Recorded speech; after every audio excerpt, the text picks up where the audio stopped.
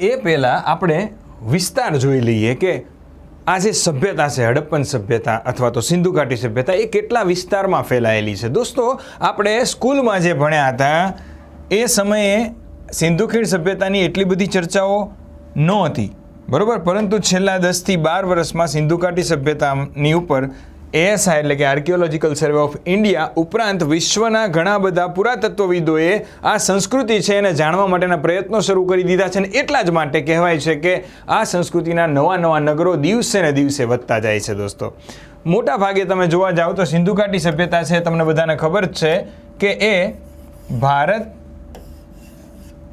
પાકિસ્તાન અને અફઘાનિસ્તાનમાં ફેલાયેલી છે, બરાબર. પહેલાં એવું માનવામાં આવતું હતું કે તે ભારત પાકિસ્તાન બંને દેશ પૂરતી સીમિત છે, પણ હવે અફઘાનિસ્તાન નહીં મળ્યું. પહેલાં કેવું હતું કે તમને ખબર છે કે ભાઈ સુતકે ગેન્ડોર પાકિસ્તાનમાં આવ્યું છે, જે સિંધુ ઘાટી સભ્યતા છે એનું ડાબા હાથે છે એટલા માટે એને સૌથી પશ્ચિમનું બિંદુ કહેવાય અને જમણા હાથે પૂર્વનું બિંદુ આલમગીર યુપીમાં આવેલું છે. ત્યાર પછી તમે જોવા જાઓ તો ઉત્તરનું બિંદુ માંડાને માનવામાં આવતું હતું જે કાશ્મીરમાં છે અને દક્ષિણનું બિંદુ મહારાષ્ટ્રમાં દૈમાબાદ ગોદાવરી નદીના કિનારે. તો સિંધુ ઘાટી સભ્યતા કંઈક આવી રીતે ત્રિકોણાકાર ફેલાયેલી હતી. પરંતુ દોસ્તો હવે આ ત્રિકોણાકાર નહીં, ખરેખર જોવા જાઓ તો ચતુષ્કોણ આકાર થઈ ગયો છે, કારણ કે અફઘાનિસ્તાન છે એમાં એક સ્થળ મળ્યું છે જે શોર્તુગાઈ નામ છે અને આ શોર્તુગાઈ જે છે દોસ્તો મારા મિત્રો એ અફઘાનિસ્તાનમાં છે. એટલે આ સભ્યતાનું સૌથી ઉત્તરનું બિંદુ હવે કયું છે? શોર્તુગાઈ. પરંતુ એવું પૂછવામાં આવે કે સિંધુ ઘાટી સભ્યતાનું ભારતનું સૌથી ઉત્તરનું બિંદુ કયું છે? તો આવશે માંડા. આ સભ્યતાનું સૌથી પશ્ચિમનું બિંદુ કયું છે? તો સુતકે ગેન્ડોર પાકિસ્તાનમાં આવેલું છે. આ સભ્યતાનું સૌથી એટલે કે આખી સિંધુ ઘાટી સભ્યતાનું સૌથી પૂર્વનું બિંદુ આપણને જે યુપીમાં યમુના નદીની બાજુમાં આલમગીર નામનું એક સ્થળ મળ્યું છે ત્યાં આગળ મળી આવ્યું છે અને ઉપરાંત દક્ષિણમાં એટલે કે મહારાષ્ટ્રનું દૈમાબાદ છે તે અસ્તિત્વમાં છે. એટલે હવે આ સભ્યતા ત્રિકોણાકારે ખરેખર જોવા જાવ તો ફેલાયેલી નથી, પરંતુ આપણે ભણતા ત્યારે ત્રિકોણાકારે હતું, હવે ચતુષ્કોણાકારે ફેલાયેલી જોવા મળે છે. બીજી એક વસ્તુ મારા મિત્રો કે આ સભ્યતાનો પહેલાં જે વિસ્તાર હતો એ 12 લાખ, આ જે જૂનો વિસ્તાર છે એ 12,99,600 ચોરસ કિલોમીટર હતો. કેટલો? 12,99,600 એટલે કે આશરે 13 લાખ વર્ગ કિલોમીટર. કારણ કે લંબાઈ છે એ કિલોમીટરમાં મપાય, ક્ષેત્રફળ છે એ વર્ગ કિલોમીટરમાં મપાય. કેમ? તો કે ક્ષેત્રફળ છે ને લંબાઈ ગુણ્યા પહોળાઈ હોય. થોડું મેથ્સ મને આવડે હો ભૂરાવ. લંબાઈ ગુણ્યા પહોળાઈ, ક્ષેત્રફળ એ રીતે મળે. લંબાઈ હોય ને ખાલી એક જ હોય, તો લંબાઈ છે દાખલા તરીકે આની, બરોબર, એ XYZ ધારી લો કે 10 થઈ, તો કેટલી? તો કે 10 કિલોમીટર. અને પહોળાઈ તો કે પહોળાઈ 5 કિલોમીટર થઈ. તો લંબાઈ ગુણ્યા પહોળાઈ એટલે ક્ષેત્રફળ મળે 10 × 50. આ કિલોમીટર એક વાર ગુણ્યા આ કિલોમીટર 2 વાર, તો કિલોમીટર શું થાય? તો કે કિલોમીટર સ્ક્વેર. એટલે મેં તમને અત્યારે એ સમજાવ્યું કે કોઈ પણ ક્ષેત્રફળ હોય એ કિલોમીટર વર્ગ અથવા તો ચોરસ કિલોમીટર એ રીતે બોલાય, યાદ રાખજો, બરોબર. ખાલી લંબાઈ કેમાં હોય? કિલોમીટરમાં. એટલે યાદ રાખજો કે આશરે 13 લાખ કિલોમીટરમાં ફેલાયેલી હતી. અત્યારે આ સભ્યતા છે એ 13 લાખ નહીં 15 લાખ કિલોમીટર વર્ગ કરતાં પણ વધી ગઈ છે, બરોબર. હવે દોસ્તો આ આપણે ભણ્યા બિંદુઓ અલગ અલગ દિશામાં, એને મેં થોડું મેપ તરીકે અહીંયા મૂકવાનો કોશિશ કરી છે અને આ જ આપણી પુસ્તક નવી આવી રહી છે ભારત અને ગુજરાતનો સંયુક્ત ઇતિહાસ, એમાં બહુ ડિટેલમાં આ બધી વસ્તુ આપી છે, બરાબર. તો ઉત્તરનું સૌથી બિંદુ શોર્તુગાઈ છે, ભારતમાં ઉત્તરનું બિંદુ માંડા છે, પશ્ચિમનું બિંદુ સુતકે ગેન્ડોર બલુચિસ્તાન છે અને પૂર્વનું બિંદુ આલમગીરપુર મેરઠ ઉત્તર પ્રદેશ છે યમુના નદીના કિનારે, અને દક્ષિણમાં દૈમાબાદ છે જે ઔરંગાબાદ જિલ્લો છે ત્યાં આગળ મહારાષ્ટ્રમાં આવેલું છે. આવી રીતે આ સભ્યતા ફેલાયેલી છે.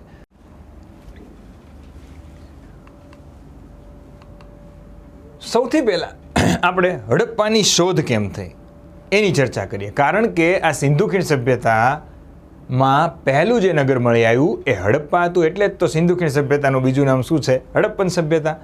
દોસ્તો યાદ રાખજો, ઘણી વખત અંગ્રેજોને આપણે કોસતા હોઈએ છીએ કે અંગ્રેજો આપણને લૂંટી ગયા આ તે બધું, તો ક્યાંક તો ભૂલ આપણી જતી, આપણે લૂંટાણા શું કામ? આપણે એવા તો કઈ રીતે નબળા હતા અથવા તો એક નહોતા તે બહારની પ્રજા આવીને આપણને લૂંટી ગઈ? એટલે હવે એ ભૂતકાળ જે વીતી ગયો છે ને એની ચર્ચા કરવાથી કોઈ ફાયદો નથી. પણ હા, અંગ્રેજોની અમુક બાબતો સારી પણ હતી કે એ લોકોએ આપણને વર્ષો જૂની આપણી સભ્યતા, આપણા ઇતિહાસ વિશે જાણકારી આપી છે. આપણા લોકોને એના વિશે માહિતી નહોતી.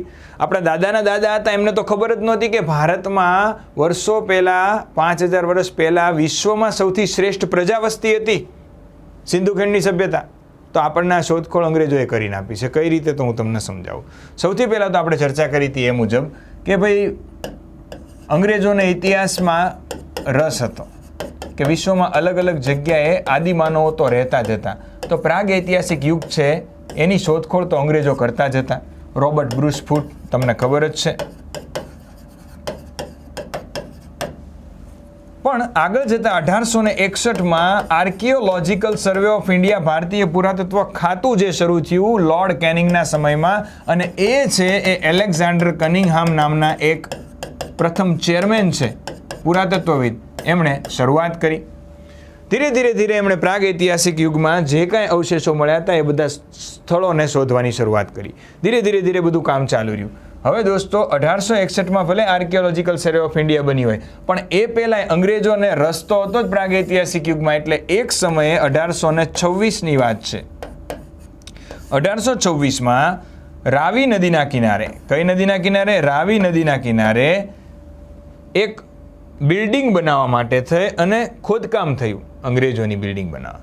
અને ત્યાંથી અમુક પ્રાગ ઐતિહાસિક યુગના પુરાવા મળ્યા એમને કે ભાઈ કંઈક વસ્તુઓ મળી, માટલા નીકળ્યા, અંદરથી અમુક તકતીઓ નીકળી. એટલે આ સ્થળ છે એનું નામ ઓલરેડી હતું જ હડપ્પા. નવું નામ નહોતું પાડ્યું અંગ્રેજોએ. હડપ્પા ઓલરેડી નામ, ગામના લોકો ત્યાં રહેતા હતા એને હડપ્પા જ કહેતા હતા ગામને. તો હડપ્પા છે, બરોબર. એની અંદર કાંઈક આવા પુરાવા છે. એની જાણ કોને થઈ ખબર? સૌ પ્રથમ વખત ચાર્લ્સ મેસન કરીને એક વ્યક્તિને થઈ. હવે આ ચાર્લ્સ મેસનને ખબર તો પડી ગઈ કે ભાઈ જો વધારે શોધખોળ કરવામાં આવે તો અહીંયાથી કાંઈક મળી શકે એમ છે. પરંતુ એ વખતે અંગ્રેજો છે એ ભારતમાં સત્તા વધારેમાં વધારે કેમ સ્થાયી થાય એમાં રસ હતો. એટલે જે ઉપરની જે ટીમ હતી સરકાર, બ્રિટિશ સરકાર, એણે ચાર્લ્સ મેસનને એટલું બધું ફંડ ના આપ્યું કે જેથી કરીને શોધખોળ કરી શકે. આ શોધખોળ અટકી ગઈ. હવે 1921 આવ્યું અને 1921માં કહેવાય છે કે ત્યાં આગળ હડપ્પા, બરોબર, એનું એક સ્ટેશન, રેલવે તો બની ગયો હતો પણ સ્ટેશન છે ને એ બનાવવાનું હતું. 1921ની વાત કરું છું. એ સ્ટેશન નવું બનાવવાનું હતું. એમાં શોધખોળ દરમિયાન ત્યાંના એન્જિનિયર્સ છે એને પાછી ઘણી બધી પ્રાચીન વસ્તુઓ મળી, જેમ લોથલમાંથી, ધોળાવીરામાંથી મળ્યું ને માટલા અને પેલી મુદ્રાઓને એવું મળ્યું. એટલે તરત જ તે 1921માં ત્યારે એએસઆઈને એમણે તાર સેવાથી જાણ કરીને એ વખતે ત્યાં આગળ સર જ્હોન માર્શલ, શું નામ છે? સર જ્હોન માર્શલ એએસઆઈના વડા હતા. એએસઆઈના વડાને ખબર પડી કે ભાઈ રાવી નદીના કિનારે કંઈક છે તો ખરી જૂનું, કોણ જશે એની શોધખોળ કરવા? એટલે ત્યાં આગળ એક વ્યક્તિ છે એ ત્યાંની લોકલ ભાષા જાણતા હતા, રાય બહાદુર સહાની, બરોબર. રાય બહાદુર દયારામ સહાની, આ પૂરું નામ છે એમનું. રાય બહાદુર એમનો ખિતાબ છે અને એમનું નામ છે દયારામ સહાની. એમણે પોતાનું બુલેટ લઈ અને રાવી નદીના કિનારે નીકળી પડ્યા અને ત્યાં આગળ એમણે શોધખોળ કરી. એમને ઘણી બધી વસ્તુઓ મળી. એટલા માટે થઈ અને એમણે કીધું કે આ પ્રાગ ઐતિહાસિક સ્થળના પુરાવા નથી, આ તો કંઈક નવીન જ છે, આ તો હમણાંની જ છે. હમણાંની જ એટલે 4-5 હજાર વર્ષ જૂની સભ્યતા છે. એટલે હડપ્પાને શોધ કરવાનું શ્રેય કોને ગયો? રાય બહાદુર દયારામ સહાનીને. એ વખતે એએસઆઈના ચેરમેન કોણ હતા પરીક્ષામાં પૂછાય તો સર જ્હોન માર્શલ. આ એએસઆઈ છે એ ભારતના આજે કયા મંત્રાલય નીચે કાર્યરત છે? તો આ સંસ્કૃતિનું કામ છે, ઇતિહાસ સંસ્કૃતિનું કામ છે. એટલા માટે થઈને યાદ રાખજો કે સાંસ્કૃતિક મંત્રાલયનો ભાગ છે archaeological survey of India. Clear છે? બધી આપણને ખબર હોવી જોઈએ. પરીક્ષા દેવા જાવ ત્યારે એ જોઈ લેવાનું કે એએસઆઈના ચેરમેન અત્યારે કોણ છે. હા, ઇતિહાસનું પેપરમાં કદાચ ક્યાંક પ્રશ્ન પૂછાય તો આપણને આવડવું જોઈએ. તો આવી રીતે હડપ્પાની શોધખોળ થઈ ગઈ અને સરસ મજાનું આપણને એક નગર મળ્યું, રાવી નદીની રેતમાં રમતું નગર, એટલે કે હડપ્પા. તો હડપ્પાની શોધ છે દોસ્તો એ સૌ પ્રથમ વખત જાણ ચાર્લ્સ મેસનને થઈ, પણ શોધ કોણે કરી કહેવાય? દયારામ સાહાનીએ કરી કહેવાય. બરોબર. તો આ બધી ચર્ચા છે. સરસ મજાનું આ નગર મળ્યું. જોવો તો ખરી, સીધા રસ્તા છે, 1 અને 2 માળના મકાનો છે, ટાવરની વ્યવસ્થા છે, ચબૂતરાની વ્યવસ્થા છે પક્ષીઓ માટે. સરસ મજાનું આ એ જમાનાનું શહેર છે. શું છે દોસ્તો? શહેર છે, નગર છે. હડપ્પા પહેલું નગર મળ્યું એટલે આ સભ્યતાને આપણે હડપ્પન સભ્યતા કહીએ છીએ. અને દોસ્તો પૂછાય કે હડપ્પાનો અર્થ શું થાય ત્યાંની સ્થાનિક ભાષામાં? તો શિવનું ભોજન. હડપ્પા, હડઅપ્પા નથી કહેતા હડપી ગયો. તો ત્યાં આગળ એ વિસ્તારમાં એ વખતે લોકો જે રહેતા હતા એ શિવનું ભોજન. કારણ કે ત્યારે તો પાકિસ્તાનમાં હિન્દુઓ પણ અસંખ્ય સંખ્યામાં રહેતા હતા. 1921માં હડપ્પાના વિસ્તારમાં મોટા ભાગે હિન્દુ પ્રજા રહેતી હતી. તો પછી તો બટવારા થયા એટલે ત્યાંથી હિન્દુઓ છે અહીંયા આવી ગયા, મુસ્લિમો અમુક છે ત્યાં વયા ગયા. અમુક મુસ્લિમોને લાગ્યું કે નહીં, અમારી તો આ જ જમીન ભારત છે, અહીંયા જ અમે જન્મ્યા છીએ, અમારા બાપ દાદા એ લોકો અહીંયા રહી ગયા. ત્યાં પણ ઘણા હિન્દુઓ રહી ગયા. તો આવી રીતે ત્યાં હિન્દુ હતા હડપ્પામાં. અને એ વખતે હડપ્પા એટલે શિવનું ભોજન. બરાબર, એવું નામ હતું. પરીક્ષામાં કદાચ પૂછાય, રોકડિયું તો આવડી જાય. ટાર્ગેટ વિથ વાયુમાનના વિદ્યાર્થીઓને બધી ખબર હોવી જોઈએ. પુરાવા પૂછાઈ ગયેલું છે, PYQ ચેક કરજો. થેન્ક્સ ટુ એલેક્ઝાન્ડર કનિંગહામ કે જેમણે ASIની સ્થાપના કરી. જોઈ લો, બધી જ મૂર્તિઓ બુદ્ધની છે. એટલે એક જમાનામાં દેશ સંપૂર્ણ બુદ્ધમય હતો અને ત્યારે દેશ છે એ વિશ્વગુરુ હતો. સર જ્હોન માર્શલ છે અને રાય બહાદુર દયારામ સાહાની. બરાબર. હવે દોસ્તો આ નગર છે, શહેર છે, સિટી છે, ટાઉન છે. ડાયરેક્ટ બની જાય ટાઉન? અમદાવાદ ડાયરેક્ટ શહેર જ બન્યું હશે? વડોદરા ડાયરેક્ટ શહેર જ બન્યું હશે? સુરત ડાયરેક્ટ શહેર જ બન્યું હશે? ના ભૂરાવ, પહેલાં ગામડા હોય, ગામડાનો વિકાસ થાય, એમાંથી શહેર બને. તો હડપ્પન સભ્યતા પહેલાં ગ્રામીણ સભ્યતા પણ અસ્તિત્વમાં હશે. તો ચલો એની ચર્ચા કરીએ. દોસ્તો આ મેપ છે કે જે હડપ્પન સભ્યતા, હડપ્પા પહેલાંની સભ્યતા અને હડપ્પન પછીની સભ્યતા છે. બરાબર છે. તો જો જે ગ્રીન ટ્રાયેંગલથી બનેલું છે એ પહેલાં શરૂઆતમાં ગામડા હતા. દોસ્તો આ આપણું ગુજરાત છે. અમદાવાદ લખ્યું ને, આ આપણું ગુજરાત છે. ગુજરાતથી ઉપર રાજસ્થાન છે, તમને બધાને જ ખબર છે. અને દોસ્તો રાજસ્થાનની વાયવ્યમાં જોવા જાઓ, આપણા દેશની વાયવ્ય સરહદે, તો રાજસ્થાન છે. બરાબર, પાકિસ્તાન છે રાજસ્થાનની વાયવ્યમાં. આમ ગણવા જાઓ તો રાજસ્થાન તો એની પશ્ચિમ દિશામાં સંપૂર્ણ પાકિસ્તાનને જોડે છે. યસ. તો રાજસ્થાનની પશ્ચિમ અને ભારતની વાયવ્ય સરહદે પાકિસ્તાન છે. પહેલાં તો કાંઈ આવા બટવારા હતા નહીં 1947 પહેલાં. એમાં સિંધુ ઘાટી સભ્યતામાં તો બધું એક જ હતું. તો પહેલાં એવું માનવામાં આવે છે કે દોસ્તો અહીંયા આગળ એક ગામ હતું, એનું નામ છે મહેડગઢ. તો પહેલાં શું થઈ, માણસો ખેતી કરતા હતા અને ગામડામાં રહેતા હતા. એવું માનવામાં આવે છે કે એશિયાની અને વિશ્વની સૌ પ્રથમ કૃષિ ગ્રામીણ સભ્યતા એટલે કે ખેતી ઉપર આધારિત સભ્યતા છે એ આપણા આ વિસ્તારમાં હતી. અત્યારે પાકિસ્તાનમાં પણ આપણો આ વિસ્તાર ટોટલ હતો. બરાબર, અખંડ ભારતનો. અને એ સભ્યતાનું નામ છે મહેરગઢ. પરીક્ષામાં પૂછાય છે. આ બધા નાના નાના ગામડા હતા. મહેરગઢ છે, ત્યાર પછી ક્વેટા છે, ત્યાર પછી અલગ અલગ સ્થળો જે છે. બરાબર છે. તો એ બધા સ્થળ અહીંયા આગળ હતા. ત્યાર પછી જો રાના ગુંદાય, રહેમન ઢેરી, એ પણ કૃષિ સભ્યતા વખતનું છે, ગ્રામીણ સભ્યતા વખતનું. તો મહેરગઢ અને રહેમન ઢેરી આ બે કઈ સભ્યતાના છે? તો હડપ્પા પહેલાંના છે. તો આપણે હડપ્પન સભ્યતા ભણીએ તો એને આપણે 3 ભાગમાં વિભાજિત કરીશું. યાદ રાખજો, સમજજો. એક હડપ્પા કાળ છે, પરિપક્વ હડપ્પા કાળ. હડપ્પા પહેલાં થઈ ગયા એને આપણે પૂર્વ હડપ્પન સભ્યતા કહીશું, અને હડપ્પા પછી થયા એને આપણે અનુહડપ્પા કાળ કહીશું અથવા અનુહડપ્પન કલ્ચર કહીશું. તો હડપ્પા સભ્યતા છે, બરાબર, એનો જે પરિપક્વ એકદમ સમય છે દોસ્તો, એ ઈસવીસન પૂર્વે 2350, એકદમ પરિપક્વ કહું છું, થી ઈસવીસન પૂર્વે 1750 એકદમ પરિપક્વ સમય. એની પહેલાંનો પૂર્વ હડપ્પા, એની પછીનો અનુહડપ્પા. એટલે પૂર્વ હડપ્પામાં એક કૃષિ ગ્રામીણ સભ્યતા હતી, ગામડાઓ હતા. ધીરે ધીરે ગામડાઓમાંથી એનો વિકાસ થયો અને આમ પણ બની શકે કે આ લોકોને શહેરો વેપાર વધી ગયો એટલે શહેરો માટે થઈને મોટી વ્યવસ્થા જોઈએ, એટલે નદી કિનારા જોઈએ, એટલે મોટાભાગે નદીના કિનારે નગરો બન્યા. એમાં હડપ્પા છે એ રાવી નદીના કિનારે અસ્તિત્વમાં આવ્યું, અને એ જ મહેરગઢના લોકો છે થોડા આ બાજુ આવીને સિંધુ ઘાટીના કિનારે, સિંધુ નદીના કિનારે મોહેન્જો ડેરો છે એનો જન્મ આપ્યો. ધીરે ધીરે ધીરે આ ગામડાઓમાંથી હવે શું આવ્યું? શહેરી સભ્યતા. તો પહેલાં ગામડા જ બન્યા, પછી શહેરો બન્યા, પાછા હવે આર્યો આવશે ભારતમાં. સિંધુ ઘાટી સભ્યતાનો પતન થશે, આર્યો આવશે એટલે ફરી એક વખત ગામડા અસ્તિત્વમાં આવશે. પાછું અંગ્રેજો આવશે, શહેરોનો વિકાસ થશે એટલે પાછું શહેરી સભ્યતા આવી. આજે આપણા દેશમાં શહેરોનું વર્ચસ્વ વધતું જાય છે, ગામડાઓ બરબાદ કંગાળ થતા જાય છે. This is reality. ફરી એકવાર એવો સમય આવશે કે આ બધા શહેરો અમદાવાદ, સુરત, મુંબઈ, કલકત્તા, બેંગ્લોર, ચેન્નાઈ એ બધા શહેરો ભરાઈ જશે, ત્રાહીમામ થઈ જશે જનતા, એટલે પાછી એ ગામડામાં વિભાજિત થશે. તો આ સમય ચક્ર છે. सबका समय आता है तेरा भी समय आएगा, अपना टाइम आएगा. આ હંમેશા મગજમાં રાખવું. તો આવી રીતે અસ્તિત્વમાં આવ્યું. તો સરસ મજાનો આપણો આ મેપ છે કે જેમાં મેં પૂર્વ હડપ્પા, હડપ્પા અને અનુ હડપ્પા ત્રણેય શહેરો બતાવ્યા છે. ઓકે, ચલો. તો રાવી નદીના કિનારે, રાવી નદીના કિનારે નદીની રેતમાં રમતું નગર એ હડપ્પા. તમે જોઈ શકો છો મારી પાછળ હડપ્પા છે.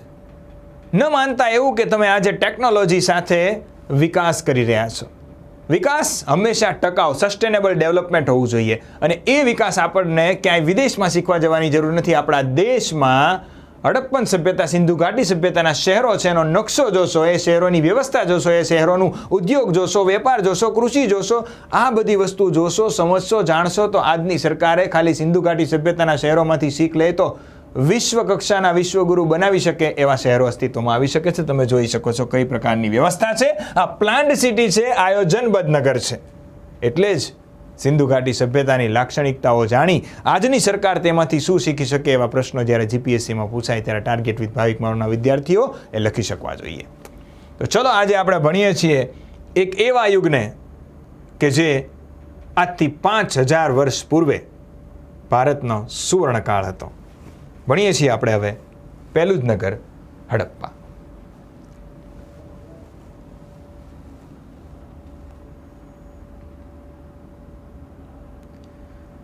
સૌથી પહેલા હું આખી હડપ્પન સભ્યતા છે એની લાક્ષણિકતાઓ અલગથી ભણાવવાનો છું. છેલ્લે પહેલાં હું શહેરો ફેક્ટ ડેટામાં ભણાવીશ, પછી હડપ્પન સભ્યતા, સિંધુ ઘાટી સભ્યતાના શહેરો કઈ રીતે અસ્તિત્વમાં આવ્યા, એમની સંસ્કૃતિ શું હતી, એ લોકો કઈ રીતે કામ કરતા હતા, એ લોકોની મૂર્તિ કળા જોઈશું, એ લોકોના લિપિ જોઈશું, એ લોકોનો ઉદ્યોગ કઈ રીતે ચાલતો હતો, આર્થિક રીતે, કૃષિ, બધું જ જોઈશું. પણ નોર્મલી એક કહી દઉં કે ભારત પાકિસ્તાન અફઘાનિસ્તાન એબીપી ન્યૂઝ, તો એબીપીમાં અત્યાર સુધી 1000થી વધારે શહેરો મળી આવ્યા છે સિંધુ ખીણ સભ્યતાના. કેટલા? મોર દેન 1000. એમાં સૌથી વધારે શહેરો આપણને ભારતમાં મળી આવ્યા છે. એમાં પણ પાછા ભારતમાં સૌથી વધારે શહેરો આપણા ગુજરાતમાં મળી આવ્યા છે. બરોબર છે? GBPP ઘરે બેઠા પરીક્ષા પાસ કરી હોય તો આજે જ આપણી એપ્લિકેશન ટાર્ગેટ વિથ ભાવિક મારું ડાઉનલોડ કરી લો. તો આ એબીપી, બરોબર, અફઘાનિસ્તાન, ભારત અને પાકિસ્તાનમાંથી 1000 કરતાં વધારે સ્થળો મળ્યા છે. એમાં સૌથી વધારે ભારત અને એમાં ગુજરાતમાં મળ્યા છે. આ દરેક શહેરો જોઈએ તો એમાં 99% શહેરો કંઈક આવી રીતે મળ્યા છે. સિંધુ ઘાટી સભ્યતાની શહેરી વ્યવસ્થા જોઈએ તો એમના નગરો આયોજનબદ્ધ હતા. એટલે કે સિંધુ ઘાટી સભ્યતાના લોકો છે એ પહેલેથી એક શહેરનો નકશો બનાવતા હતા. જેમ આજે ચંડીગઢ અને ગાંધીનગર જેવા માત્ર 2 થી 4 શહેરો જ ભારત પાસે છે. તો એ પ્લાન્ડ સિટી બનાવવામાં આવ્યું હતું, દરેક સિટી. અહીંયા આગળ ઉપરનો જે ભાગ છે, ઉપરનો ટીલો છે, ત્યાં આગળ રાજા રહેતા હતા. હવે સાહેબ, રાજા વળતો ત્યારે હતો જ નહીં, તો આપણે એવું કહી શકીએ શાસક વર્ગ રહેતો હતો. અને જે જગ્યાએ શાસક વર્ગ રહેતો હતો એ જગ્યાને સિટાડેલ કહેવાય. તો રાજ પરિવાર એટલે કે શાસન કરતું પરિવાર રહેતું હશે, રાજ્ય કરતું પરિવાર, આ સાથે જ તેમના મંત્રીમંડળના લોકો રહેતા હશે, આ સાથે જ અધિકારીઓ રહેતા હશે, આ સાથે જ એમના અંગત જે રસોયા હોય, મહેલનું ધ્યાન રાખવાવાળા લોકો હોય, એ બધા અહીંયા રહેતા હશે. બાકી મારી અને તમારી જેવા કોમન મેન છે, સીધા સાદા માણસો, રોજનો વેપાર કરીને કમાવાવાળા લોકો છે, એની માટે એક બીજો ભાગ હતો. એને આપણે કોમન્સ કહીએ છીએ.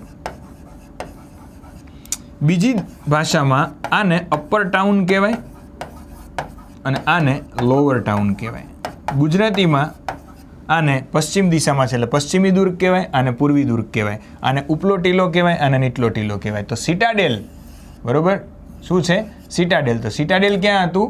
તો કે પશ્ચિમી દિશામાં, મોટા ભાગે પશ્ચિમ ભાગમાં જ આપણને શાસક વર્ગ રહેતો હોય એવું દેખાય છે. પરીક્ષામાં પૂછાય કે સિંધુ ઘાટી સભ્યતાના શહેરોમાં શાસક વર્ગ અથવા તો રાજ પરિવાર રહેતો તો એ વિસ્તારને શું કહેવાય? તો સિટાડેલ કહેવાય, બરાબર. બાકીનો કોમન્સ કહેવાય નોર્મલ માણસો માટે. તો એમાં અહીંયા પણ તમે જોઈ શકો છો, હડપ્પાનો ડ્રોનથી લીધેલો ફોટો છે. અહીંયા શાસક વર્ગ રહેતો હતો અને અહીંયા સામાન્ય લોકો રહેતા હતા. આવી રીતે સરસ મજાનું આયોજન હતું.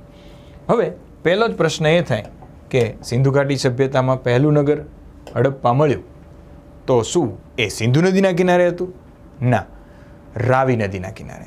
પણ સિંધુ સભ્યતાનો ભાગ એટલા માટે કહેવાય કે સિંધુની સાથે બીજી અલગ અલગ નદી તમને બધાને જ ખબર છે, સિંધુ, સતલજ, બરાબર, રાવી, આ બધી નજીકમાં જ છે. ચિનાબ, ઝેલમ, લુપ્ત થઈ ગઈ સરસ્વતી, બિયાસ, બરાબર. તો આ 7 નદી હતી. તો આ 7 નદીઓની કિનારે જે શહેરો મળ્યા છે એ બધાને આપણે શું કહીશું? સિંધુ ઘાટી સભ્યતા. તો હડપ્પાને પણ સિંધુ ઘાટી સભ્યતાનું શહેર કહી શકાય. હડપ્પામાં સમલમ ચતુર્ભુજ આકારની દિવાલો ચારે બાજુ રક્ષણ માટે બનાવેલી હતી. એક સરસ મજાનો એક કિલ્લો બનાવેલો હતો અને ઉત્તર અને દક્ષિણમાં 2 જગ્યાએ પ્રવેશ દ્વાર, એટલે કે ઉત્તરથી આવી શકો, દક્ષિણથી આવી શકો, 2 બાજુથી પ્રવેશ દ્વાર રાખવામાં આવ્યા હતા. દુર્ગના ઉત્તર ભાગમાં એક ટેકરા ઉપર મુખ્ય 3 ભવનો આવ્યા હતા, બરોબર.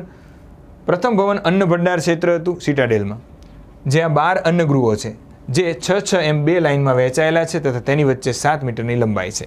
તો જો 1, 2, 3, 4, 5 અને 6, સામે પાછા 6, અને વચ્ચેનો જે રસ્તો છે દોસ્તો, એ રસ્તો એક્ઝેક્ટ એક લંબાઈમાં 7 મીટરનો છે. તો યાદ રાખજો કે 6 એવી 2 લાઇનમાં અન્ન ભંડારો ક્યાંથી મળી આવ્યા છે? તો ક્યાંથી મળી આવ્યા છે? આપણને હડપ્પામાંથી. અને વચ્ચે સીધો મસ્ત મજાનો 7 મીટરનો માર્ગ હતો, એટલે કે એ લોકો મોટા મોટા ગાડાનો ઉપયોગ કરતા હશે, લાકડાના હશે, એટલા માટે તૂટી ગયા છે, અત્યારે આપણને મળતા નથી. પાછળથી ઘણા લોકોને મળ્યા છે ને એને બાળી નાખ્યા હશે, બળતણ સમજીને, તો પણ કોને ખબર. ઓકે, ચલો. ત્યાર પછી એના બધા દરવાજા જે છે, આ અન્ન ભંડાર છે, ગોડાઉન કહીએ ને, આ અન્ન ભંડાર છે, એના દરવાજા છે એ રાવી નદી જે જગ્યાએ છે એ બાજુ ખુલતા હતા. એનો મતલબ છે કે નદી તરફ અન્ન ભંડારના દ્વાર ખુલતા હતા, એટલે જેટલો પણ માલ હશે અંદર, ઘઉં, બરાબર, જઉં, આ બધું જે કાંઈ હતું, બરાબર, બાજરી, તો આ દરેક વસ્તુ અન્ન છે એ સીધું જ રાવી નદીમાં જતું હશે વહાણો મારફતે. એ અલગ અલગ જગ્યાએ જઈ અને ટ્રાન્સપોર્ટેશન થતું હશે. એનો મતલબ છે કે એ લોકો પરિવહન નદી માર્ગે કરતા હતા, એને ખબર હતી. જમીન માર્ગે થતું હતું, નદી માર્ગે, એટલે વહાણોનું જ્ઞાન એ જમાનામાં ભારતમાં હતું. અને કોણ કરતા હતા? તો કે સિંધુ ઘાટીના લોકો. તો હડપ્પાના અન્ન ભંડાર નદી બાજુ ખુલે છે, એવી જ રીતે લોથલમાં પણ એના ડોકયાર્ડ બાજુ, નદી બાજુ ખુલતા હતા. એ જ રીતે મોહેન્જો-ડેરોમાં સિંધુ બાજુ ખુલતા હતા. તો સિંધુ ઘાટી સભ્યતાની એક લાક્ષણિકતા એ છે કે એ લોકો નદી તરફ પોતાના અન્ન ભંડારોનો દ્વાર રાખતા હતા, એટલે નદી મારફતે શું કરતા હશે? પરિવહન કરતા હશે, ટ્રાન્સપોર્ટેશન, વાહન વ્યવહાર. ત્યાર પછી એક આપણે શીખી ગયા કે એક છે એ મોટું ગોડાઉન મળ્યું છે. બીજું એક જે ભવન છે એ શ્રમિક નિવાસનું છે. ત્યાં આગળ 15 જેટલા ઓરડાઓ મળ્યા છે. ગોખવાન નથી, પણ જો મોટા મોટા હતા, 19 બાય 17 બાય 5 મીટર. અત્યારે આપણને દોસ્તો એક રૂમ નાનો એવો કરોડો રૂપિયા નાખો ને ત્યારે અમદાવાદમાં મળે, તો 19 બાય 17 બાય 5 મીટરનું શ્રમિક આવાસ હતું, બરાબર. એમાં અલગ અલગ 15 આવાસો અસ્તિત્વમાં આવ્યા છે. બધા જ લોકો સરસ મજાનું ત્યાં રહેતા છે. તેમાં 7 ઉત્તર દિશાની લાઇનમાં અને 8 દક્ષિણ દિશાની લાઇનમાં ઓરડા પાડી દેવામાં આવ્યા હતા. એક આંગણું અને 2 ઓરડાવાળા નિવાસ સ્થાનમાં પાણી માટે કૂવાની વ્યવસ્થા નથી. તો હડપ્પામાં દરેક ઘરે કૂવા નહોતા. એ જ વસ્તુ મોહેન્જો-ડેરોમાં જોવા જઈશો તો મોહેન્જો-ડેરોમાં ઘરે ઘરે કૂવા હતા, હર ઘર કૂવા. અને એ પણ કેટલા? 700. પરીક્ષામાં પૂછાયેલું સૌથી વધુ કૂવાઓ સિંધુ ઘાટી સભ્યતામાં કયા નગરમાં મળી આવ્યા હતા? જવાબ આવશે મોહેન્જો-ડેરો. ત્યાર પછી ત્રીજું ભવન મળ્યું છે. કુલ 3 ભવન મોટા મળ્યા છે સિટાડેલમાં. એમાં 17 ગોળાકાર ચબૂતરાઓ મળ્યા છે, 17 ગોળાકાર ચબૂતરાઓ, જેમાં હવાની અવરજવર માટે નાની નાની બારીની વ્યવસ્થા પણ હતી. એસી હતું નહીં, તો ચબૂતરામાં સારી સારી વસ્તુઓ એ લોકો રાખતા હતા, ગોડાઉનમાં રાખતા. એ જ રીતે પક્ષીઓ માટે દાણ પણ નાખતા હતા. આ ઉપરાંત તેના તળિયે નાના મોટા ખાડા પાડવામાં આવ્યા છે. કદાચ તેનો ઉપયોગ અનાજ ખાંડવા માટે થતો હશે. ચબૂતરામાં પોતે વ્યક્તિઓ એટલે કે લોકો કામ કરતા હતા અને ચબૂતરામાં ઉપર પક્ષીઓને ખવડાવવા ચણ પણ નાખતા હતા.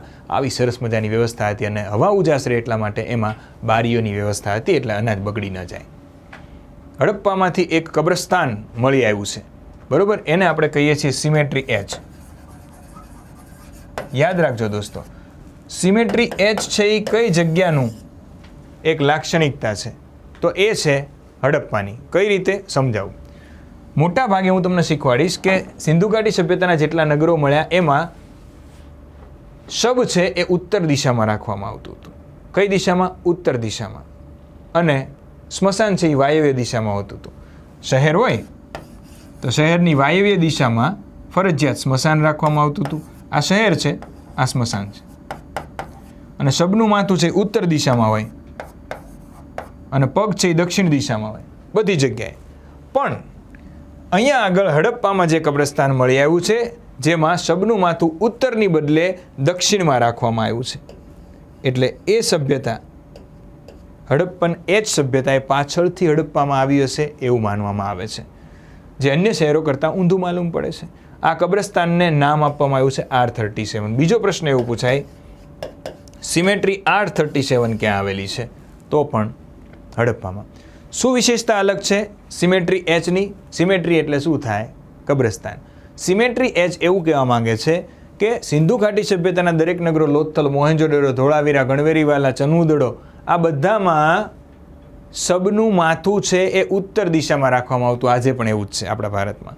પરંતુ એકમાત્ર હડપ્પામાં એક અલગ કબ્રસ્તાન મળ્યું છે સિમેટ્રી એચ. એમાં શબનું માથું ઉત્તરની બદલે દક્ષિણ દિશામાં રાખવામાં આવ્યું છે. તો એ પરિપક્વ હડપ્પા કાળથી કંઈક અલગ સમય હશે, કેમ કે હડપ્પામાં કેટલી વખત લોકો એ સ્થાન કર્યું છે. ઘણી બધી વખત સભ્યતાઓ અસ્તિત્વમાં આવી છે. પૂર આવ્યું, સાફ થઈ ગયું, પાછું વસ્યું, પૂર આવ્યું, સાફ થઈ ગયું, પાછું વસ્યું, એવી રીતે. તો સિમેટ્રી એચ અથવા R37 ક્યાં મળી આવ્યું છે? તો જવાબ આવશે હડપ્પામાં. આપણને ખબર હોવી જોઈએ. તો અહીંયા આગળ એ મેં દર્શાવ્યું છે, બરાબર. આ ઉપરાંત દોસ્તો હડપ્પામાં ઘણી બધી દેવી દેવતાઓની મૂર્તિવાળા, ત્યાર પછી અલગ અલગ પશુઓવાળી સીલ મુદ્રણો મળી આવી છે, જે ટેરાકોટાની હતી. સલખેડી નામનો એક પથ્થર છે એની. હું તમને આની ચર્ચા વિશેષ કરી કે આ લોકો છે ને એ જ્યારે પોતાનું વ્યાપાર કરતા હતા તો એમાં એ સીલનો ઉપયોગ, મુદ્રાનો ઉપયોગ કરતા હતા. અમુક એમની છાપ હતી, કંપનીનો લોગો હતો, એટલે જો અંદરથી બીબું દેખાય છે કે એ એના ઉપર લાખ ઉપર મારતા હતા. અમુક જે ધાતુની મળી છે સીલ, એનો ઉપયોગ છે એ પૈસા તરીકે થતો હતો. આ ઉપરાંત દોસ્તો હડપ્પાથી સિંધુ ખીણ સભ્યતાનું પવિત્ર ચિહ્ન મળ્યું છે, સ્વસ્તિક, તમે જોઈ શકો છો. ઓકે, તો શોધખોળ દરમિયાન હડપ્પામાં એક શૃંગી હરણ, આ એક શૃંગી હરણ દેખાતું હશે તમને, એક શિંગડાવાળું હરણ છે. તો એક શૃંગી અશ્વને આ લોકો હરણને ઘણી વખત શૃંગાશ્વ પણ કહે છે. શૃંગાશ્વ, આ શૃંગાશ્વ છે, બરોબર. એને ઇંગ્લિશમાં યુનિકોર્ન કીધું છે. સિંધુ ખીણ સભ્યતામાં એમના મુખ્ય દેવ છે એનું નામ પશુપતિનાથ છે. એની વિશે હું ચર્ચા કરવાનો છું, બરોબર. અને એમનું જે વાહન છે એ નંદી એટલે કે એક કુંધવાળો આખલો છે. પરંતુ દોસ્તો આખી સિંધુ ઘાટી સભ્યતામાં પવિત્ર પશુ કોઈને માનવામાં આવતું હોય તો શૃંગાશ્વ એટલે કે એક શૃંગવાળું અશ્વ, એને એક શૃંગી હરણ પણ કહેવાય.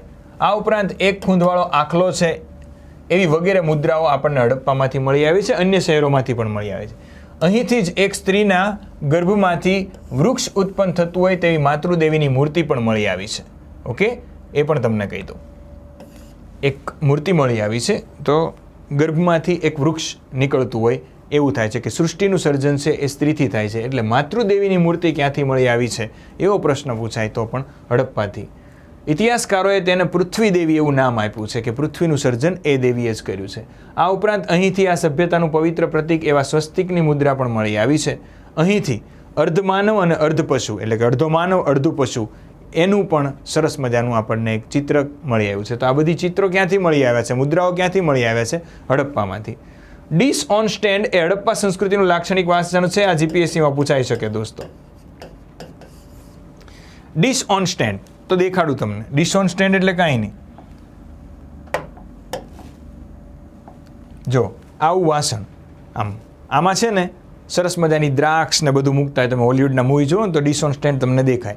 તો ડિશ ઓન સ્ટેન્ડ છે એટલે આ ડિશ ઓન સ્ટેન્ડ એટલે પકડવાનું, એના ઉપર સરસ મજાનું ફળ ફૂલ આ બધું નાખી અને રાજાઓ કે શાસક વર્ગને પીરસવામાં આવતું હતું. ઘરે મહેમાન આવે તો આપવાનું. તો ડિશ ઓન સ્ટેન્ડ છે એ આપણને ક્યાં મળી આવ્યું છે? તો એ પણ હડપ્પામાં મળી આવ્યું છે. આ ખાસ યાદ રાખજો, લોથલમાંથી પણ મળી આવ્યું છે.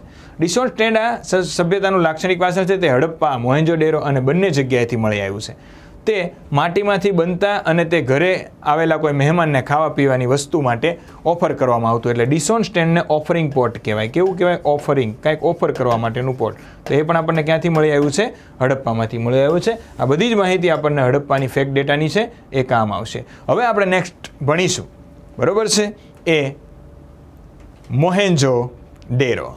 સિંધુ નદીના કિનારે મોહેંજો-ડેરો. મળીએ છીએ આપણે મોહેંજો-ડેરોમાં. ત્યાં સુધી ધન્યવાદ.